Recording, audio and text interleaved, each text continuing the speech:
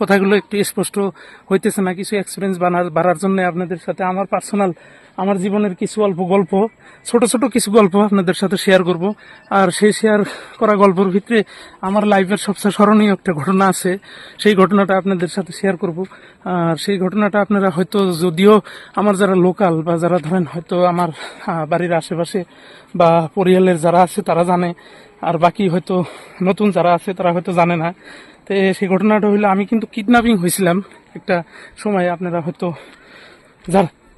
যারা জানেন আর যারা জানেন না তাদের জন্য হয়তো বলতেছি। তো কিডন্যাপিং এর ঘটনাটা আমি ভাবছি যে আপনাদের সাথে শেয়ার করব, কিন্তু সিকিউরিটি রিজন হইতে পারে আমি ভাবি। তো সিকিউরিটি রিজন হইলেও আমি আপনাদের সাথে শেয়ার করব পরবর্তী সময়ে। আর ওইটা মানে কিরকম লাগবো না লাগবো আপনাদের আমি বলতে পারতেছি না। তো যদি আপনারা কমেন্টে মানে আমাকে ভালোভাবে জানাই দেন যে আমার ওই লাইফের বড় স্মরণীয় ঘটনাটা আপনারা শুনবার ইচ্ছা আছে না নাই ওই ঘটনাটা, তো ওই হিসাবে আমি পরবর্তী আপনাদের আমার জীবনের গল্পর কিছু অংশ শোনাবো, মানে যদি পাই। আর যদি ভাবছি আজকের জন্য আপনাদের একটা ছোট্ট গল্প করব, মানে ছোট্ট গল্প শোনাবো। আশা করি আপনাদের ভালো লাগবো, কারণ নাও লাগতে পারে সেটা বলতে পারি না। আমার জীবনের একটা স্মরণীয় ঘটনা একটা হয়েছিল রিক্সা অ্যাক্সিডেন্ট। রিক্সা অ্যাক্সিডেন্ট বলতে মানে কি কই আর, তখন 96, 98, 99 সনের কথা হয়তো হইতে পারে। কারণ তখন মানে আমাদের যেটা খোরাঘাট থেকে জালাবিলা বাড়িতে যাওয়া যেটা রাস্তা খুবই মানে খারাপ ছিল, তখন রাস্তাই ছিল না ধরেন, হয়তো যারা বয়স্ক লোক আছে তারা জানেন। তো ওই টাইমে আমার বাংলাদেশের কিছু আত্মীয়, মহামায়াতে আমার কাকার বাড়ি আছে, সেই কাকার বাড়িতে আসছিল ওনাদের আত্মীয় প্লাস আমাদেরও বৈধভাবে ভিসা নিয়ে। তো ওই আত্মীয়গুলো আমাদের বাড়িতে মানে ঘুরতে যাওয়ার জন্য মানে গেছে তার মানে।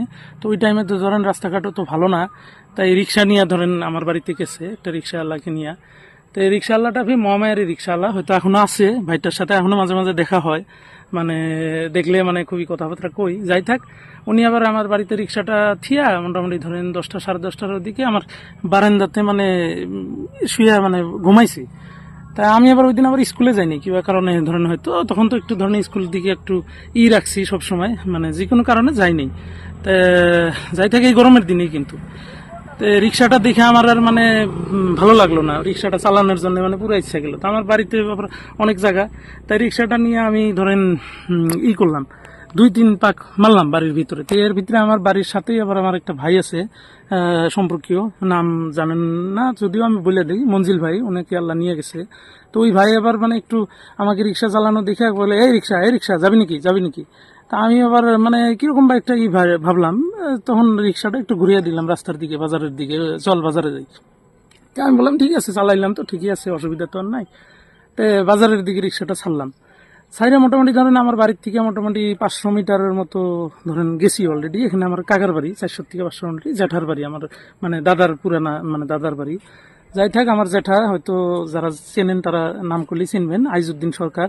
উনিও বাইরে চাকরি করতো মানকাস্তরে, উনি আবার বাড়িতে আসছে বন্ধর টাইম কিবা মানে। ওনাকে যখন আমি বাড়ির সামনে দেখলাম, দেখার পরে আমার মানে আমি ফিউজ হয়ে গেলাম, মানে আমি কন্ট্রোলিং বাইরে, কারণ উনি খুবই স্ট্রিক্ট মানুষ ছিল, খুবই স্ট্রিক্ট। ওনাকে দেখে আমি ভয় পেয়ে গেলাম, ভয় পেয়ে যাইয়া আমার বাড়ির সাথেই মানে যেহেতু নদী, মানে তা রিক্সাটা আমার বাও দিকে মানে হঠাৎ কন্ট্রোলিং এর বাইরে হয়ে গেল। বাইরে হওয়ার সাথে রিক্সাটা এরকম হইলো মানে নদীর দিকে মানে ছুটে গেল। আমি ঝাঁপাইয়া রিক্সার থেকে নামে পড়লাম, যেই মাত্র রিক্সা থেকে নামার সাথে আমার ওই ভাইটা যে রিক্সা ছিল, আমার নিকনেম যেহেতু রিঙ্কু, আমার বললো, ডাক দিল, এই রিঙ্কু আমারে বাঁচারে। যেই মাত্র এই কথা বললো, আমি মানে কিভাবে একটা মানে কি রকম বা হয়ে গেলাম, হয়ে আমি অমনে পিছন থেকে আবার রিক্সাটা টাইনা ধরলাম। কিন্তু রিক্সাটা আমি টাইনা ধইরাও আমার তো আর ধরেন তখন অলরেডি কাছারের দিকে মানে ধুলানির দিকে রিক্সাটা অলরেডি গেছে, তা আমার তো আর কোনো শক্তিতে কাজই করে না রিক্সাটা, মানে অলরেডি ধরেন নদীতে পানিতে একদম নাইমা পড়ে গেল পুরা স্পিডে। যখন পড়ে গেল, আমার ভাইটা রিক্সা থেকে সিটটা যায় জলের ভিতরে, একবার পানির ভিতরে ডুবে গেল। ডুবে উনি তো মানে পানিতে সাঁতার কাটা মানুষ, তথাপি একটু বয়স হয়েছে, 55-60 বয়স এরকম ধরন হয়েছিল তখন। যাই থাক, উনি তো মানে মাথায় জল দেওয়া ধরলো, এরকম মানে করে ধরলো।